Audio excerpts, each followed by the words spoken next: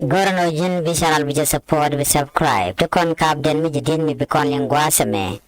Report ba linguaseme chalado ne fighting has broken out in Ragun, Agarak area of Lake No County in the Ruweng administrative area after an unidentified army group reportedly launched an attack a few hours ago. According to preliminary report, heavy clashes are currently ongoing in the area, though detail about casualties and the parties involved remain unclear. Local sources say the situation remains tense as gunfire continue, raising fear among civilians living nearby. Authorities have yet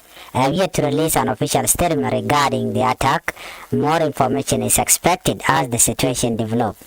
Doling kon magwasame ring machala do chituak dora shalka mere wing administrative area take a bon mishika mak dora shalka Rangun Agarak and Koromo awa Kormudi the long katuak gwada shalka Rangun Agarak Kalek No County Kara wing administrative area. Lakani the corner maka na awakan ga kon ngajan o kangani do no kora me chola lat bana more detail bana ka jek ka kor kemi che kon madale rode chan de ngaja gwa re wichi mi ni moda campaign and kon chilu kana kola do no che kora mo che to